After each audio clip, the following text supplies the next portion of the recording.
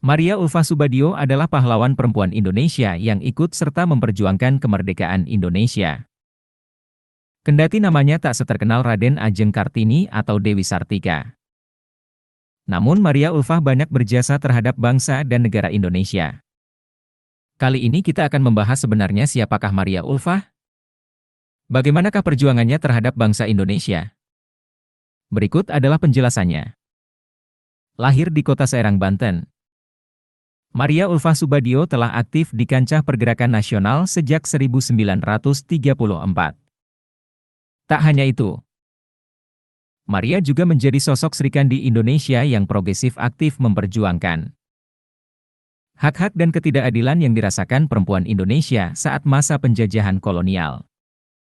Lahir pada 18 Agustus 1811 di kota Serang, Banten. Maria Ulfah Subadio tumbuh dari keluarga kalangan priai. Melansir laman ePrince, ayahnya, Raden Muhammad Ahmad, merupakan seorang pamong praja di era kolonial Belanda. Semasa tinggal di Den Haag, Belanda pada 1920, Maria Ulfah Subadio mengenyam pendidikan hukum di Fakultas Hukum Universitas Leiden.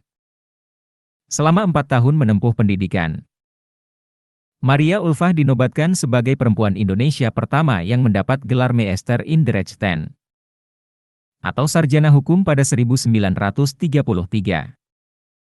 Itu membuatnya sebagai perempuan pertama Indonesia yang berhak menyandang gelar Meester in de Rechten atau sarjana hukum di depan namanya. Setelah menyelesaikan pendidikannya di Universitas Leiden, Maria memutuskan untuk kembali ke Indonesia dan mendedikasikan hidupnya untuk pengabdian masyarakat, khususnya perihal memperjuangkan hak-hak perempuan. Pada 1934, Maria Ulfah menjadi seorang pengajar di sekolah Muhammadiyah dan perguruan rakyat. Selain itu, Maria aktif dalam memberikan kursus membaca dan menulis bagi ibu-ibu di Salemba Tengah dan Paseban. Keseriusan Maria memperjuangkan hak-hak perempuan semakin bulat. Tatkala dirinya ikut dalam Kongres Perempuan Indonesia di Batavia pada 1935. Sebagaimana mengutip laman P2KUM Surabaya, dirinya menjadi ketua di bidang Biro Konsultasi yang bertugas mengadvokasi dan mendampingi perempuan yang mengalami kesulitan dalam perkawinan. Dirinya juga berhasil mendorong pemerintah mengesahkan Undang-Undang Perkawinan Nomor 1, 1974 pada 2 Januari tahun 1974. Maria sempat bekerja di Departemen Kehakiman, Shikoku, di masa penjajahan Jepang. Di masa menjelang proklamasi Indonesia, Maria merupakan sosok di balik terbentuknya Pasal 27 Undang-Undang Dasar 1945, yang mengatur mengenai kesetaraan warga negara di mata hukum. Hal tersebut dirinya lakukan saat Maria Ulfah duduk menjadi anggota BPUPKI. Desember 1933. Setelah lulus dari Universitas Leiden, Maria Ulfah sempat bekerja sebagai pengajar bahasa Jerman, sejarah dan ilmu tata negara di Sekolah Menengah Perkumpulan Muhammadiyah Batavia. Tak hanya itu, Maria Ulfah pun mendirikan tempat pelatihan baca tulis bagi kaum perempuan yang buta huruf, serta menyelenggarakan juga pelatihan kursus menjahit.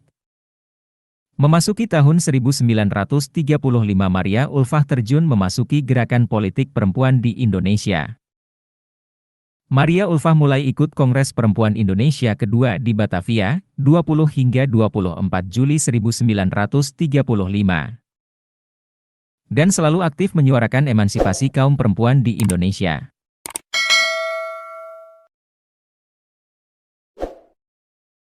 Menjelang kemerdekaan Indonesia, Maria Ulfah pun terlibat aktif menjadi anggota Badan Penyelidik Usaha-Usaha Persiapan Kemerdekaan Indonesia, BPUPKI.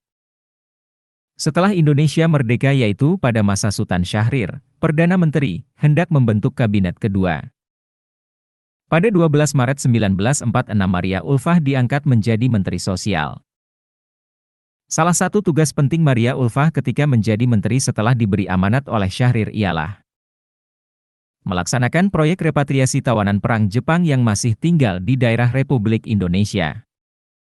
Selama Maria Ulfah menjadi Menteri Sosial, yaitu dalam kurun waktu 12 Maret 1946 sampai 26 Juni 1947, ada banyak yang sudah dikerjakan oleh Maria Ulfah. Selain tetap memperjuangkan kaum perempuan, ia pun aktif terlibat dalam penyusunan undang-undang perkawinan, dan juga ikut memperjuangkan hak-hak buruh lewat penyusunan undang-undang buruh. Lewat jasanya lah Hari Buruh Internasional bisa dirayakan secara resmi di Indonesia, di mana Presiden Soekarno pun selalu aktif dalam merayakannya. Semua terlaksana atas usulan Maria Ulfah.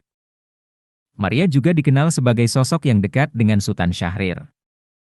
Dilansir dari laman majalah Tempo, Maria sempat ditunjuk beberapa kali oleh Syahrir untuk mengisi jabatan di pemerintahan Indonesia yang baru merdeka.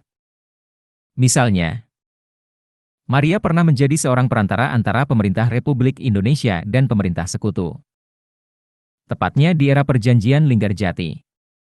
Tak hanya itu, Maria Ulfah juga dipercaya menjadi Menteri Sosial di era Kabinet Syahrir II dan III, ketika Indonesia menerapkan sistem pemerintahan parlementer.